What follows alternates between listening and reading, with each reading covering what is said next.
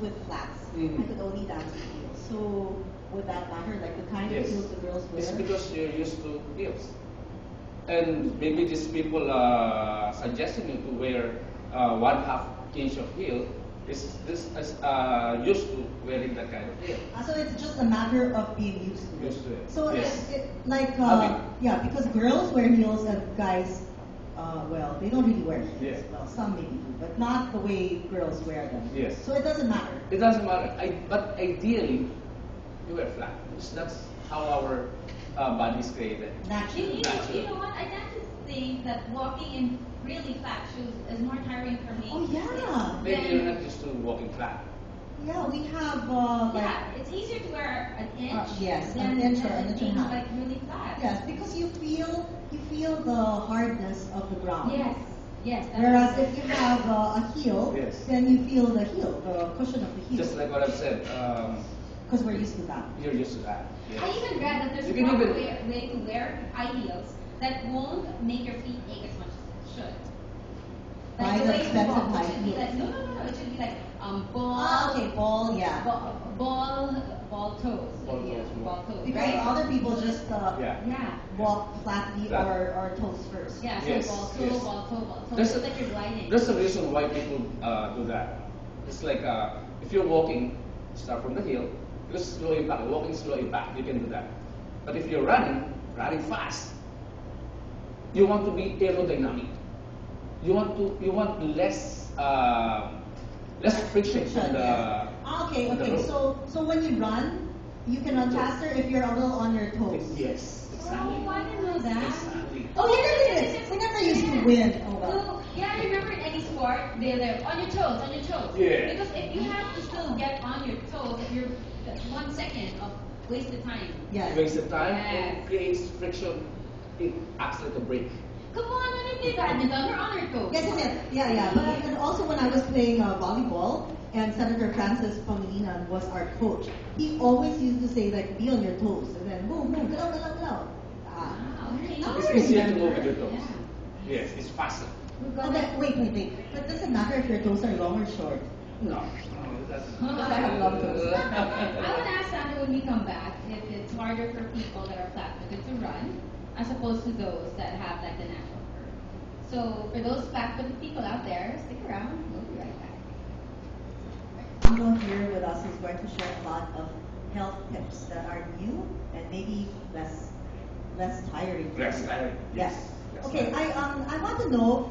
Did you know all these things recently only? Did you study it? I mean, you only found out from a book or some. First of all, I read a lot.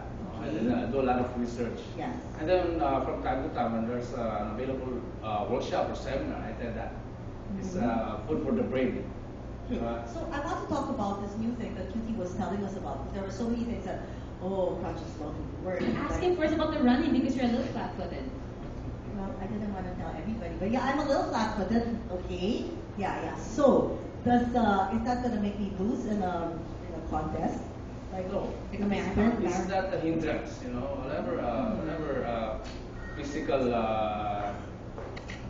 it can be an advantage or disadvantage. It can be an advantage. It can be an advantage. How? You have to train yourself. Oh. Training is the key. If you have flat-footed and you never work out, you never train, how can you win a marathon? It's But not to train yourself. if you're flat-footed, what should you do? Like when you're running? First of all, find your comfort. Find your comfort speed, find your comfort pace, find your comfort position, body position. That's functional. See, why will you do something that is uncomfortable? Okay, functional meaning? Functional meaning that will enhance your movement. Enhance your movement, your works. Yeah, something that will enhance something that is natural. Exactly. Mm-hmm. That's okay. functional. But will I have to buy a certain type of shoes, or will something with a big arch help? If you feel comfortable with that, but some people doesn't feel comfortable. Yeah. Speaking of that, what are the best running shoes out there? I mean, sometimes they say it's not necessarily the famous brand that's the best one. How do you know? Like, I'm always like lost when I go buy running shoes. How do I know? Number one, that guy is always saying comfort. You You must be comfortable. But then, find the proper shoes. You must be comfortable with running shoes, not with the sneaker, not with the walking shoes, not with the tennis shoes. But there's with so the many running shoes in the market. How do we know If they're ready for exactly? running? Yeah, I mean, which ones? Can you tell by the soles? Yes. Can you You tell? can tell by the design. This is Uh-huh. for running, by the weight.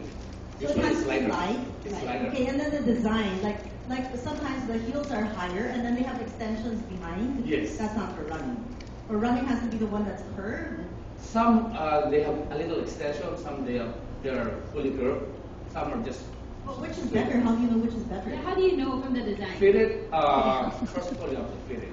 You cannot just tell this because this shoes can be good for me, but can be bad for You you. know, Jax, I understand what he's trying to say because right, typically buy our Badminton badminton shoes. yes.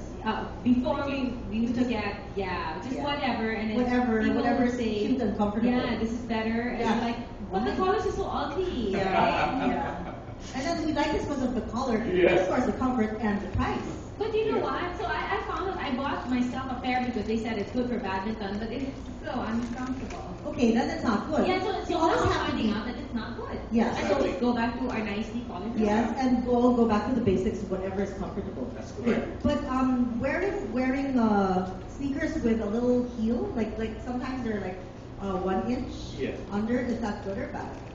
Bad. Ah. Why? You want to keep your weight close to The ground. Close to the ground. Okay. You go higher, then It's you not- raise your balance.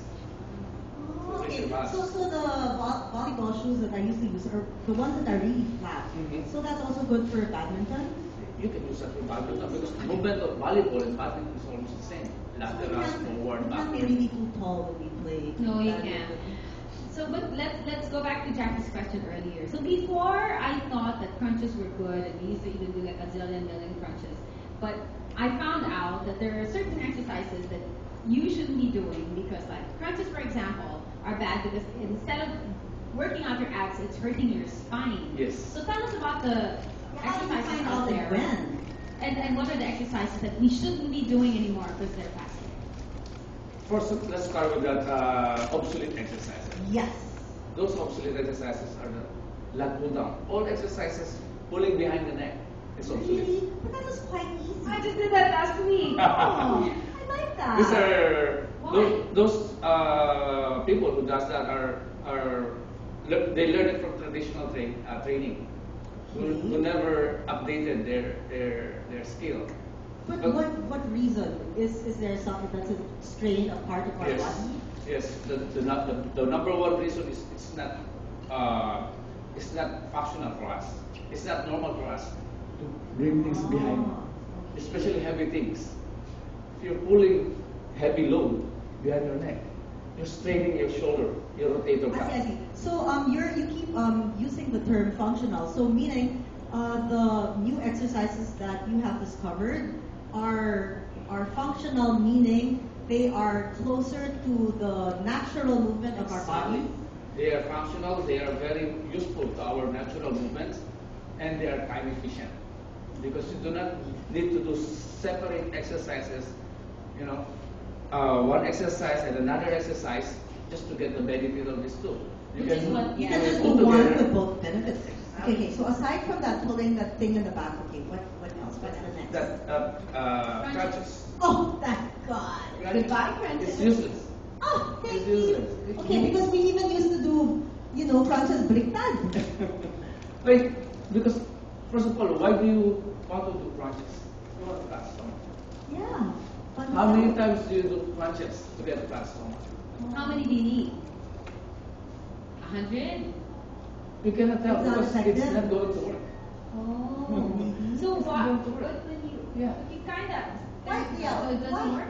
why do you think the trainers used to tell us to do it before? To do it before, because the muscle is still fresh. So you want to do it before everything else. No, but I mean in the past. Oh, because They, these are traditional exercise. okay. The So, fact the fitness industry evolved already, just like what Cutie said. There's a lot of new things happening in the fitness industry. So, So no more backward pull. yeah, No but more instead of crunches for our stomachs to get flat and What's the strong, best? what can we do? Well, the best exercise is For to the do it athlete. in all angle. First of all, strength. You want strong core. And you Strong do core. that by? Yes, and you do that with weights. To strengthen your body, you need to challenge it with extra weights, external weights. Like that's why we use dumbbell, we use barbell, we use these heavy machines. And the best ab exercise for those watching would be? The exercise that will support the whole body, So it's not the Not focus isolated on anymore. not isolated. Because crunches is just what do you call this? Isolating your abs from the rest of the body. And then What- since what- it hurts after you feel that hey, it's working. Yes. Right? What you want is something that will enhance The entire this body. entire body, using your core strength, your arm strength. You know, just like burpees is very good. Number one, burpees. You know, What is that? shall I? Yeah, Yeah, sure. it really is. Please demonstrate so we know. This is burpees, no? From standing position, you just lay down, and then not impact, and then up, and then stand up. That's burpees, or we With call the it the knees squat burpees? thrust. This is a military exercise. With the knees slightly bent. Yes. I thought it was like palangka. It's almost like that. Yeah. It's almost a front jump. So maybe we used to do that. Why this exercise is so effective? Because it works the whole body, concentrating on the core. It's not a direct exercise for the core, but it enhances the core stability to strengthen the rest of the body. Right. And how many do you have to do of that a day at least? Well, you can. For us, we only ask our clients to start with 10, and then from there we'll level up. Traditional exercise, they level up by increasing weights. You know, so let's say But you don't put weights for that. walang weights, pero when we level up, we increase the movement. So that's the level one. Yun ang beginning point. Yeah, The yeah, level one. beginning, no? This is the level one. That's for me. This is the level two. Usually this is what we do for the level two. So you can push. Oh, okay, Okay, that's for you. after one month. No, that's still for you after 1 month. It depends on the person. How fast they are. Okay, so you shouldn't strain yourself and get stressed about like, okay, next week it has to be level 2. No. What's the highest If your level body for that? can do it, why not do it? Why not? If you can do it in one day. So if your May body level 3 pa can do ba? it, May Yeah. level 3 yan. What's Level 3, you do the same. With the You do the push-up? push-up, And clap. and then jump. Oh no. Is there a level 4? Meron So pa rin. can we do that and then after you want to jump? I can't. I have any injury. Together? I can't do any jumping. So Yeah. may level 4 pa yan? Meron pa rin. Wow. That's the beauty of the industry now. Trainers are teach to be creative. Yeah. We will read the basic, the fundamentals, and then we will Improvise. enhance it. Yes, but it's nice to have a trainer like you because you seem so passionate. You know, it's good to have a trainer like him because he will actually make you want to work out because he's there and ready. Then he'll follow up and he'll see, oh, you're gaining weight, you're losing weight, you haven't worked out last week. I mean, there's caring but with firmness and strictness.